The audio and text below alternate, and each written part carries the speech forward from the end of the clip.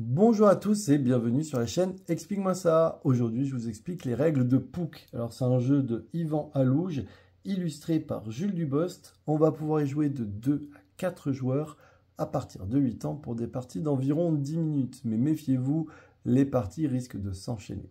C'est un jeu de Foxtrot Game. Alors, dans Pouk, il va y avoir 4 factions et vous allez avoir un objectif, bien sûr, caché. Chaque joueur aura un objectif qui dévoilera en fin de partie. Alors, c'est un petit peu bizarre, mais pour vous expliquer ce jeu, on est déjà sur la fin de partie. Fin de partie, chaque joueur va venir retourner sa carte objectif. Une fin de partie, c'est quand on arrive à faire un carré de 5 par 5 et on va venir regarder les points. Le joueur de gauche marquera sur la faction verte et la faction rouge, alors que par exemple, le joueur de droite marquera les points en fonction de la faction rouge et la faction violette. Alors par exemple, le joueur de gauche marquerait donc 2, 3, 4, 5, 6, 7, 8, 9, 10, 11 points. On compte les points en fait des cartes vertes et rouges.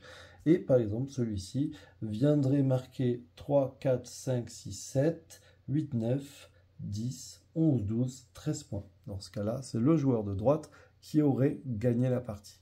Alors maintenant, on revient un petit peu en arrière et je vais vous expliquer les différents pouvoirs, les déplacements et ainsi de suite. Allez, hop, magie. Alors j'ai récupéré, vous voyez, quelques cartes et maintenant je vais vous expliquer comment on fait pour positionner des cartes.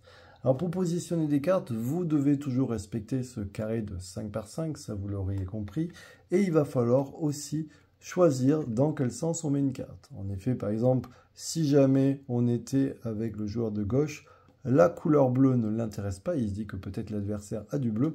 Dans ce cas-là, il pourrait tout simplement décider de la positionner du côté bourse. Et pour positionner une carte, il faut forcément qu'elle soit adjacente à une autre carte orthogonalement. C'est-à-dire que je ne pourrais pas la mettre en diagonale.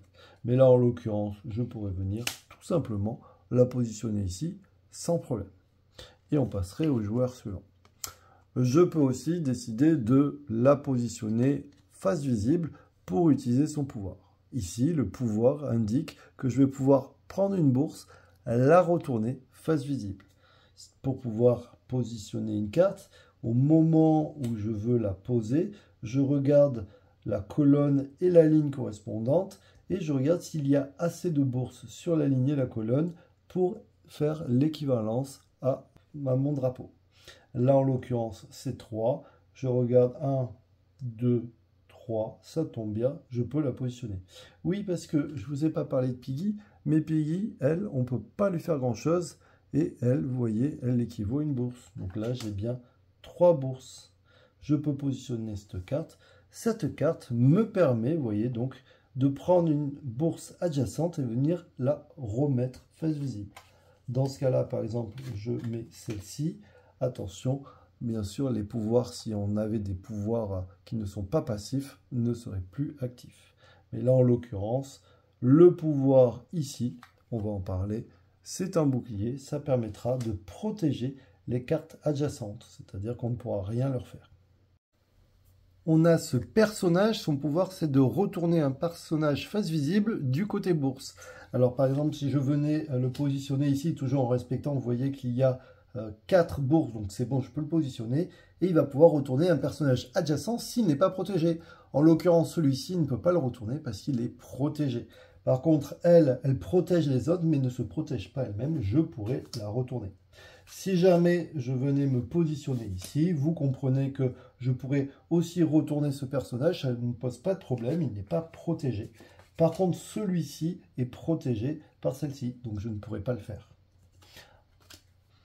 On a aussi ce pouvoir-là permet d'échanger une carte adjacente. Par exemple, je viens me positionner ici. Là, est-ce que j'ai assez? Bon, ça coûte une bourse et j'ai déjà 3 bourses et une autre. J'ai carrément 4 bourses. Je peux tout simplement venir me positionner ici et j'ai le choix. Avec lui, je peux prendre une carte adjacente, soit face visible, et auquel cas il faudra que je prenne une carte de ma main, que je le mette face visible, ou alors une carte face cachée. Donc si par exemple je décide de prendre celle-là, Bon, je prends tout simplement la carte que je veux et je viens la positionner ici.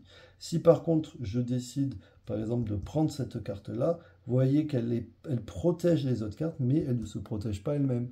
Donc je peux tout à fait prendre cette carte et venir positionner une autre carte.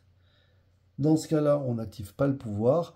Et attention, il faut voir si on peut bien sûr la positionner en fonction du coup. Là, en l'occurrence, j'ai largement assez puisque j'ai déjà 3 bourses plus avec Piggy. 4 bourses pour 2, on est large. Voilà le principe du jeu. Maintenant que vous avez tout compris, on est parti. Ah non, avant, on va parler de Piggy. Piggy, vous allez voir que c'est très pratique. L'idée de Piggy, c'est que pendant votre tour de jeu, soit avant de jouer, soit après de jouer, vous allez pouvoir la déplacer. En effet, pour la déplacer, elle va se déplacer d'une case orthogonalement, donc en haut, en bas, à gauche ou à droite, mais pas en diagonale, et elle va tout simplement venir pousser, hop, une carte, et on va en prendre sa place. Et vous voyez, ça va inverser les 2 cartes. Et là, par exemple, vous voyez, c'était comme ça, et on imagine que ces 2 cartes étaient protégées par la rouge. Et bien, en venant faire ça, hop, elles sont plus protégées. Peut-être que potentiellement, je pourrais faire des actions derrière. Voilà le principe de Piggy. Par exemple, Piggy pourrait aussi venir monter, décaler comme ça, et ainsi de suite. Bon, maintenant, on va venir sur la mise en place. Allez, c'est parti. Pour la mise en place, c'est ultra simple. Chaque joueur va recevoir 6 cartes, et donc la carte objectif qu'il ne montrera à personne. Si vous jouez à 2 ou à 3 joueurs, il y aura une pioche. En effet, à la fin de votre tour, après avoir joué une carte et avoir fini votre tour, vous viendrez piocher une carte. On viendra mettre Piggy au milieu du jeu et on est parti. On imagine que c'est le joueur de gauche qui commence.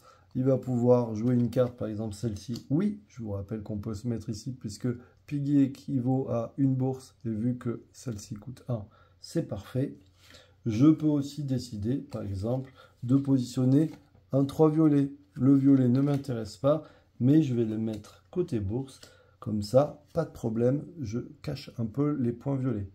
Et vous allez voir que tout le sel du jeu est là. C'est qu'il va falloir que je me rappelle qu'ici que c'est un violet, qu'il ne faudra pas que je le remette à l'endroit avec une autre carte. Et l'autre joueur va se dire peut-être qu'il a mis une carte qui m'intéressait. Et donc du coup, je vais essayer de la redresser. Alors des fois, on va bluffer, on va mettre une carte à nous qu'on ne peut pas payer, et ainsi de suite. Bref, c'est très malin. Une fois que j'ai joué, hop, je prends une carte et on passe au joueur suivant. J'espère que vous aurez compris le jeu, compris un petit peu le principe, la tactique, parce qu'il y en a vraiment, c'est plutôt malin. Et puis moi, je vous dis à très bientôt. Un petit conseil, essayez-le, ça ne mange pas de pain. Moi, je vous dis à très bientôt. Ciao, ciao les amis. Et puis comme d'habitude, n'hésitez pas à vous abonner, à liker, à partager. Vous voyez, je peux vous faire découvrir des jeux. Allez, c'est parti.